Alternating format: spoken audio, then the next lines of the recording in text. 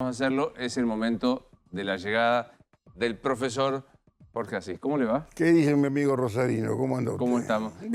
No quiero abundar mucho sobre el tema, lo que está pasando y va a pasar, pero digo, ¿te imaginás 3 tenores el viernes de vuelta? No. No. No. 3 tenores. Ya, bueno, Plácido Domingo, Carreras y Pavarotti. Juntos no creo. Creo que harán soliloquios. No sé si con un gran caudal de voz ya, ¿no es cierto? No, sí. En el caso de Pavarotti ni hablar, pero digo, estos que vos bautizaste, ¿se ofendieron, me acuerdo? Nadie se ofendieron. Me ven y se divierten todos, les gusta hasta los apodos.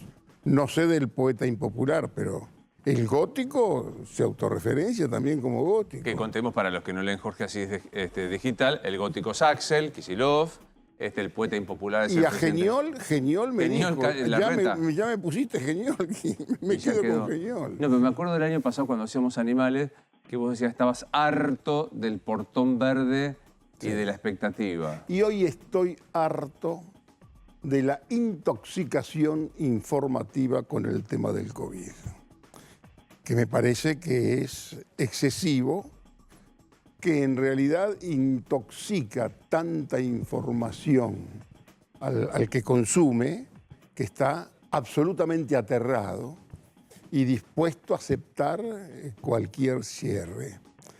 Yo de pronto te puedo dar un enfoque distinto a esta cuestión, para discutirlo y para que lo discutas también después con tu panel de especialistas de primer nivel.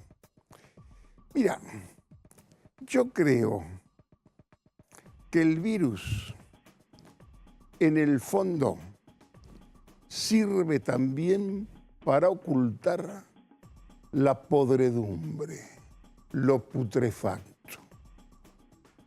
Por ejemplo, que ni siquiera haya tenido un efecto, una discusión, un informe de 383 páginas de la Comisión Bicameral de Senadores y Diputados relativas a la inteligencia de los años, por supuesto, pasados, que tuvo que ver. Si vos lo leés, te dan ganas de que todo eso sea mentira, sea fantasía, como escribió Morales Solá, que tal vez él sí cree que es fantasía.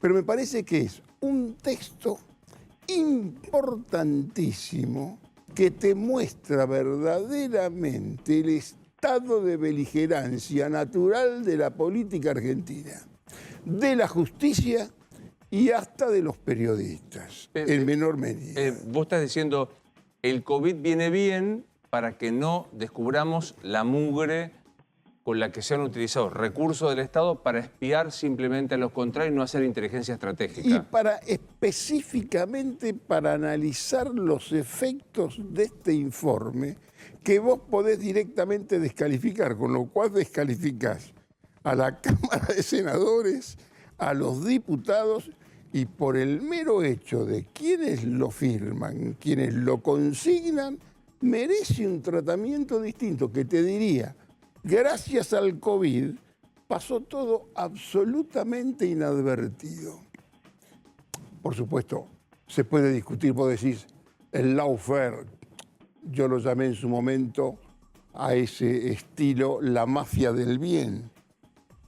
Sí. Pero tiene que ver con cuestiones que pasaron y que tiene que ver con testimonios y que tiene que ver con casos que te aseguro casi me parece en algún momento que leo una novela que hay alguna patología que tiene que ver con esta realidad cercana que nosotros prácticamente participamos y no queremos ver. Y yo no sé si en el fondo lo que se oculta es una especie de beligerancia basada en la descalificación recíproca. La creencia de que todo eso que se trató no existe, es todo absolutamente imaginario, como la creencia del otro costado que todo lo que tiene que ver con las denuncias de la Cristina, corrupción, de todas estas cuestiones, tampoco existieron y es obra, si vos querés, de la conspiración y demás. Es un choque de interpretaciones que produce un informe de casi 400 páginas que todos se permiten pasarlos por alto como Sí, si no existieran. bajo la ¿no? situación de la angustia del COVID, ¿no? O sea, que... Por eso te digo que el COVID, y te diría más otra cosa que quizás al margen de lo que tiene que ver con el informe, quizás en algún momento, pese a esta macabra contabilidad de muertos, a este torneo agotado de camas de terapia intensiva, a ese tema, la hegemonía del oxígeno y toda la información que tenemos que recibir permanentemente, al margen de cuidarnos, es una etapa que se puede llegar a evocar hasta con cierta melancolía. Porque según mi interpretación, probablemente equivocada, la pospandemia va a tener tal vez mayor magnitud de gravedad que la propia pandemia. ¿Por qué? Porque mira, no es casual que en un edificio de 10 pisos, donde por ejemplo estoy yo y hay varias empresas, un día de esta semana o de la semana anterior, éramos solamente 4 personas. De esto me lo anticipa un empresario amigo cuando me dice que todos los empresarios en realidad saben que cuando esto pase van a tener que licenciar. ¿Qué significa esto? Que este COVID sirvió también para que tipos que tienen en un país que se achica, que se abrevia, que tiene X cantidad de personas, llegan a la conclusión que con el 25, 30% de ese plantel la cuestión funciona igual. Lo cual ya me parece un poco más dramático y ustedes que hablaron alguna vez, creo que te escuché ayer, que hablaban de la falta de prevención y demás, Sí. creo que hay que formar alguna comisión, un grupo de expertos que estudien el problema de la pospandemia. Ahora, vos estás diciendo que, dos cosas, que el COVID nos neutraliza algunos de los temas, como cómo se utilizaron los servicios de inteligencia, cómo se manipularon y cómo se montaron algunas cuestiones, pero también esto otro, que alguna vez vos también dijiste, ojo que un país pobre como la República Argentina, con la política que se utilizó para enfrentar la pandemia, va a quedar muy pobre con consecuencias difíciles de prever. Por supuesto, te estoy diciendo que esto pasa, esto es una cosa mundial, si vos querés. Sí. Esta, qué sé yo, no es casualidad que ya se habla de explotar en el aspecto inmobiliario para transformar en residencias muchos de los lugares del casco del microcentro para utilizarlo como barrio De habitación. para residencia, ¿no es cierto? Claro. Para vivir, ¿no es cierto? Claro. También esto en algún momento se lee sobre Manhattan, tipos, edificios, empresas que tenían 500 personas, dicen de pronto, con estos 70, esta epidemia nos demostró que se puede funcionar. Ahora, Jorge, ¿cómo tratar desde el periodismo o desde la política de ocuparte de otra cosa si esto como creo que vos también dijiste, te está ganando? Esto te gana, esto te gana. A mí me parece que lo que tiene que haber una tendencia, digamos, cuando vos tenés que transmitir todos los datos, por supuesto hay que hacerlo, pero cuando uno más o menos piensa esta cuestión, tenés que pensarlo en un escenario más bien macro, ¿no es cierto? Y a veces cómo surge hasta lo peor, lo más criticable de uno mismo, estos efectos. Yo lo vi, por ejemplo, un día como ayer. que estuvo la ciudad absolutamente paralizada, que había, por supuesto, cuál es la interpretación primaria, natural, y casi la apertura, la inmediata tentación de reprimir y de insultar y degradar. Ayer hablé con alguien que me dice, mira, así como colapsan las salas de terapia intensiva, hoy colapsan los merenderos, hoy colapsan los comederos, porque hay más de 10 millones de personas, de argentinos, y yo acá te englobo, y yo en esto creo en el preámbulo de la Constitución Nacional. La gente de buena voluntad que viene acá, obvio. Tipos, habitantes que están en Argentina, que pugnan por esa alimentación en comederos donde el Ministerio de Desarrollo Social ya no da abasto. Vos lo ponés aquí, seguramente al ministro o a cualquiera que esté especializado en la cuestión, hay una suba de alimentos que hace que sea imposible suministrarle el menor índice de calidad a gente que colapsa del mismo modo que en paralelo se colapsan por las cuestiones, con las terapias. ¿Qué es lo que hacemos nosotros cuando vos tenés esa cantidad de pobres? Sabemos que existe esta pobreza. ¿Cuál es la manera que tiene ese muchacho que se moviliza para hacerse presente, para constatar?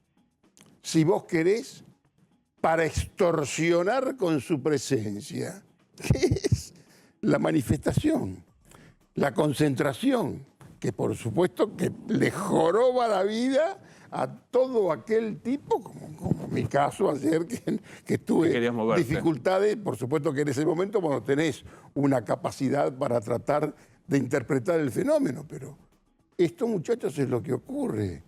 Y vos tenés que abrir un poco la cabeza y qué es lo que pasa en ese lugar donde no es tan fácil encerrarse. Ahora, esto que vos planteás, yo tengo la impresión que la clase dirigente que toma decisiones importantes, el gótico Axel, la reta Geniol, el poeta impopular Alberto, los gobernadores y demás, están atravesados por el miedo. Puede ser. Y no pueden tomar ninguna Yo no sé si decisión. es exactamente el miedo. Hay, digamos, viven con ese extorsivo temor de equivocarse. Vamos, el temor a equivocarte y a ser objeto de pullas y que seas, qué sé yo, tendencia en Twitter y que te masacren es atroz. Yo creo que hoy, si se ponen de acuerdo 10, 12 personas, llegan a una conclusión que a veces nosotros asumimos como crítica. Decimos, todo gobierno que viene se cree fundacional. Hoy te diría, muchachos del oficialismo y de la oposición, tienen que ponerse de acuerdo para fundar verdaderamente bases de una convivencia en la Argentina. Porque hasta desde el punto de vista fiscal es una patología la Argentina. Que la Argentina tenga estos problemas y simultáneamente haya más de un PBI en dólares fuera del sistema, sí, digamos, entre la existencia de esos dólares y la necesidad, tiene que haber algún puente de entendimiento, me parece. ¿Hay alguien que esté entendiendo estos puentes? Porque yo digo, insisto, el miedo... Es chino básico, no se habla. Todo es más coyuntural. Claro. Todo es más coyuntural y a veces se teme que sea una especie de cabalgata en medio de la nada. ¿Entendés? Que no sabés hacia dónde se marcha, si vos querés. Los muchachos son...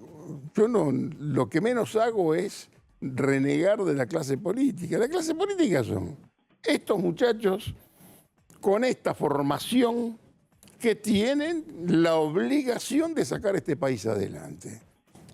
que por supuesto que se van a equivocar, por supuesto que tenés que equivocarte, que tenés que ver, pero verdaderamente hay alguna cosa fundacional y un informe, como este informe que o negás o suscribís, Claro.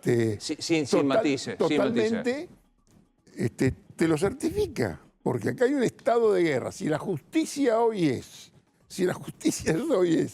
la guerra de unos jueces contra los otros jueces, si vamos a tu juez, si lo sacamos de ese lugar y lo ponemos en el otro sitio, porque ahí tengo mejores posibilidades, ahí estamos perdidos, hermano. Ahora, yo trataba de armar este razonamiento para compartir.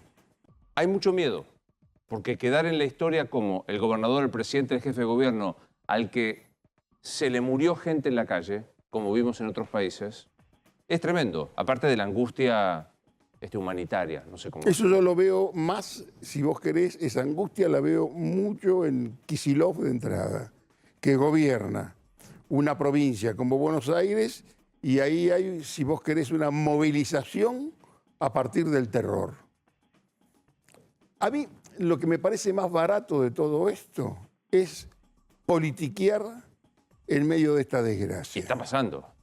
Bueno, ese es uno de las cuestiones. Cuando yo veo colegas tuyos, míos, amigos nuestros, que podemos almorzar, divertirnos y hacer prácticamente magia para explicarme si me conviene que esta elección sea tal fecha y no tal fecha, como si el votante fuera un torpe, viste, que podés vos manipularlo si vacunaste 50 personas más o 50 personas menos. Digamos. Vos sabés que ya los errores que se cometieron, se cometieron. Se jugó por una vacuna, que en algún momento yo hablé de la vacuna del comisario, te lo dije a vos, claro. Se enojaron algunos. Pero ahora a ver cómo zafás sin politiquear y sin ver si sacás ventaja. Y yo creo verdaderamente que hay que sentar las bases de algo absolutamente fundacional en Argentina. ¿Ves? Porque yo creo que siempre tiene más responsabilidad que gobierna, no importa quién sea, pero el que tiene más chance de abrir al diálogo, bajar un tono, no politiquear, es el que está... ¿Ves ahí algo? Veo que están desbordados. Si hablamos del gobierno, no te quiero repetir, yo trato de no repetirme si vos querés, nunca, pero hay una articulación que más o menos funciona. Hay una imagen muy diluida del poder del presidente de la República, que me parece que tiene que tomar nota, sobre todo en este momento. Qué sé yo vi que ayer lo masacraban todos por el tema del odio, porque dijo que no inauguró las viviendas. Que Macri, por el odio. Eso resulta enternecedor comparado con lo que se lee en el informe del que yo te hablo. Asumo que la enorme mayoría no va a acceder nunca, porque no tiene tiempo ni nada, a las 283 páginas. 383. Sí. ¿A qué te referís concretamente? Si pudieras bajarlo en un título... Se habla de un Estado mafioso. Se habla de la construcción de un Estado mafioso entre el 2015 y el 2019. Si eso, dicho por una comisión de senadores que preside Moró, vicepreside, ¿cómo se llama este abogado radical? Este muchacho, ya me voy a acordar, de La Pampa, que fue denunciado por acoso sexual justamente en un momento en que cuando ¿De la provincia de Buenos Aires? De la provincia de La Pampa. Sí, Marino.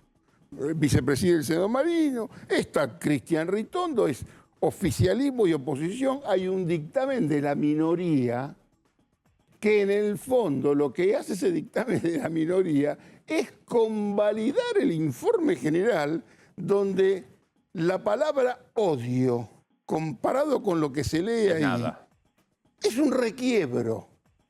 como aquella película de Carmen Sevilla que se llamaba Requiebro. Es un piropo comparativamente con lo que vos lees.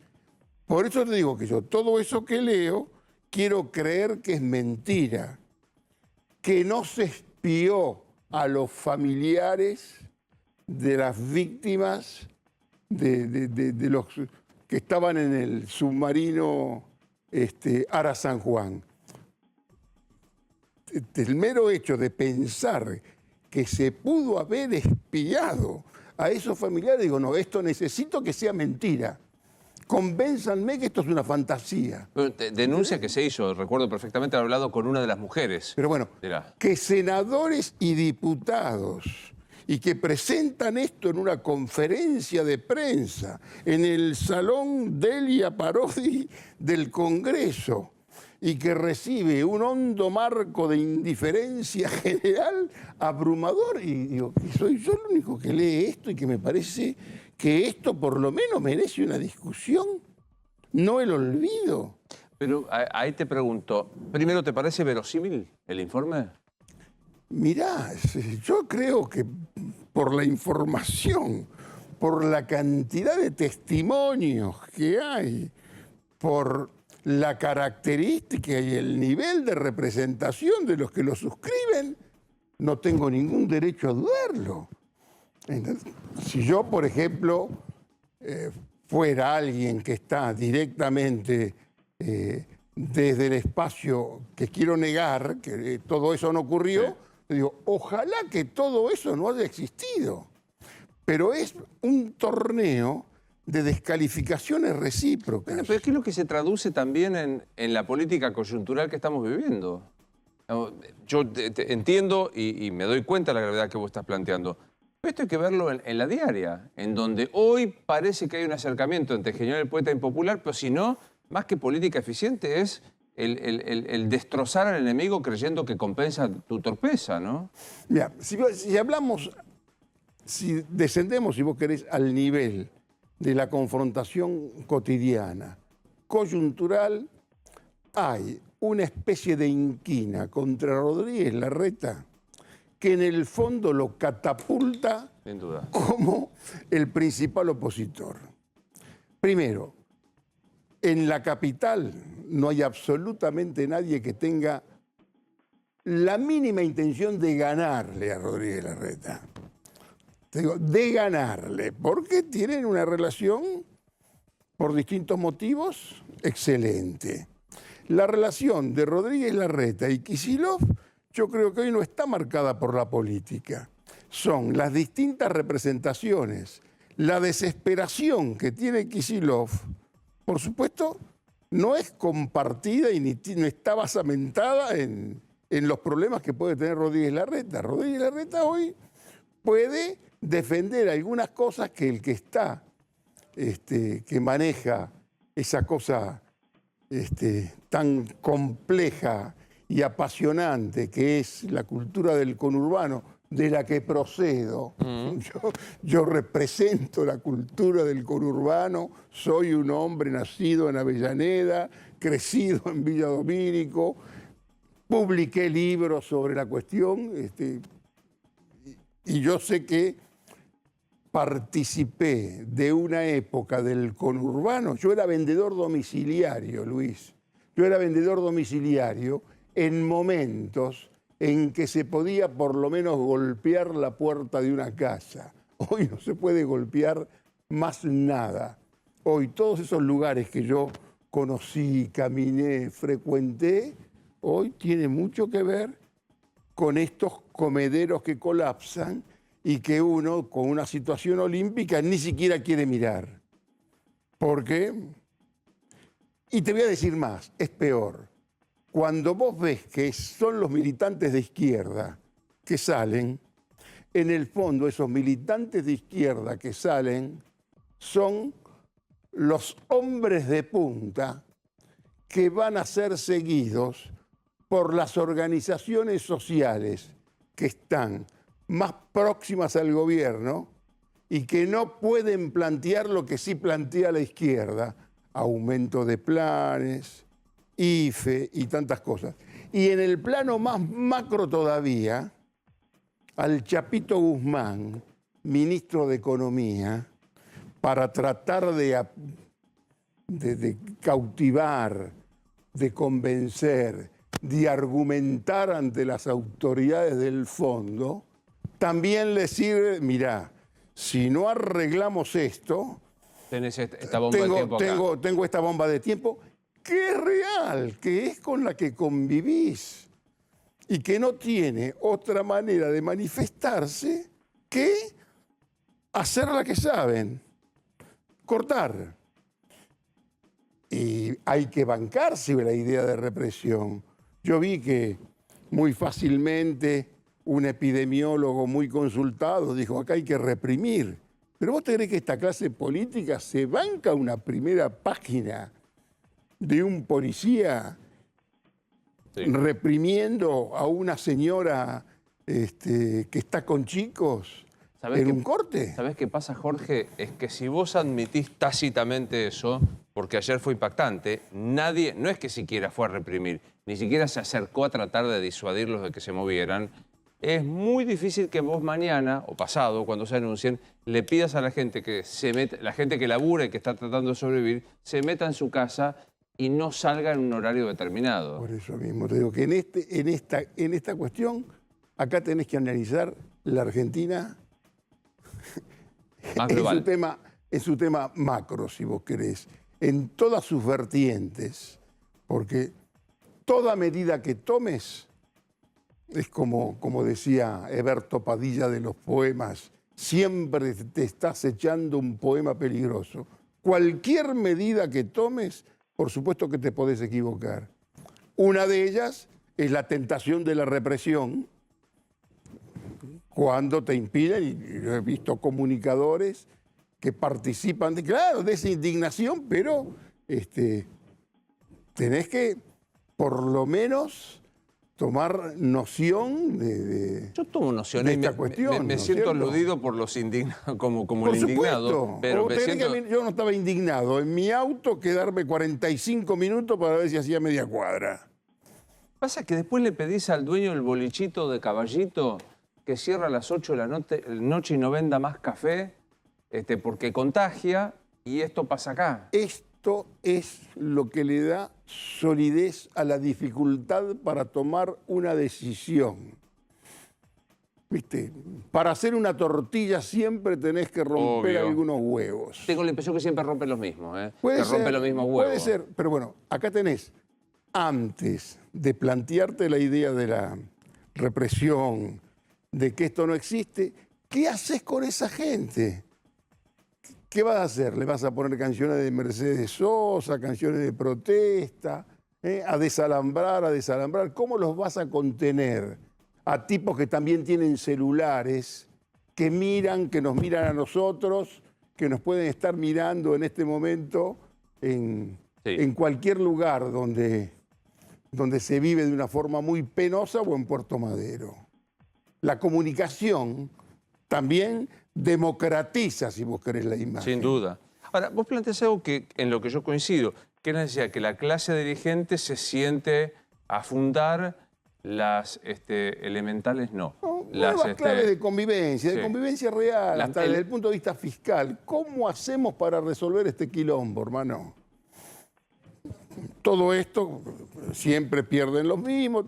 Yo entiendo todo lo que vos me decís, pero bueno, la cosa es un poco más compleja, ¿no es cierto? ¿Y quién se está sentando para pensar alguna base para resolver este quilombo? Mira, yo creo, yo me acuerdo cuando estaba en la UNESCO, que estábamos en el Consejo Ejecutivo y había una impotencia creativa atroz de ideas, y de pronto a un noruego se le ocurre la propuesta de Noruega, crear un foro de sabios. Crear un foro de sabios para que le cuente al Consejo Ejecutivo cuáles son las claves del mundo moderno y las soluciones que hacen falta. Y en realidad todos los que estábamos en el Consejo Ejecutivo creíamos que los sabios éramos nosotros, ¿no es cierto? ¿Quién está pensando esto? Y si yo miro más o menos la playa del presupuesto, te digo, mira, ahí hay un recreo, en ese puesto, ahí está Gustavo Vélez, que tiene una especie de consejo que me parece que por ese lado tendría que venir alguna idea. Pero yo creo que hay 2 o 3 temas que tenés ya que tener en claro. La pospandemia, para que no evoquemos con nostalgia la pandemia. Que de pronto es fatal esa frase. puede tener, O sea, puede sí, tener la algunos decían, belleza estábamos mejor. de no tener los muertos. Y como te dije alguna vez, va a ser más fácil conseguir una vacuna que un Viagra, en aquel momento, en ese momento cuando sea. Sí. ¿No es cierto? Pero bueno,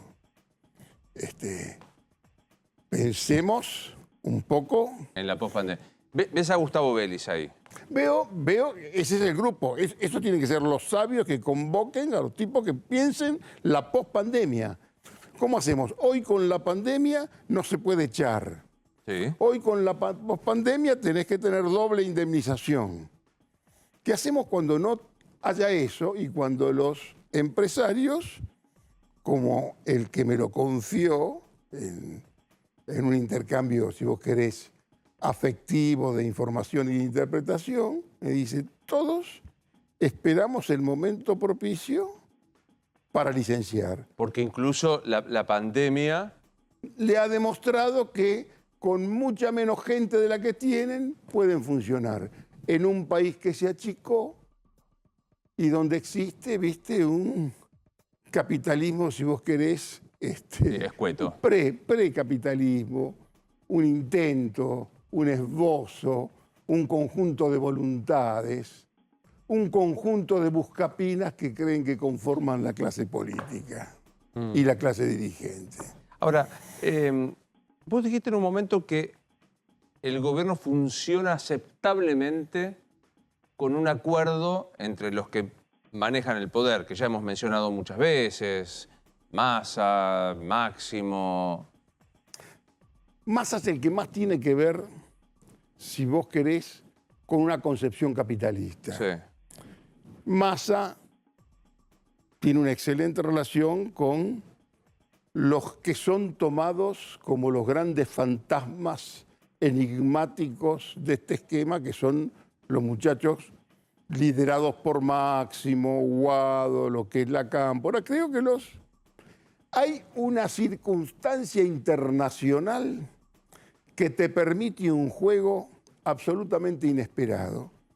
Podés creer que sos importante tanto para China como que sos importante para Estados Unidos. Y ¿sabés una cosa?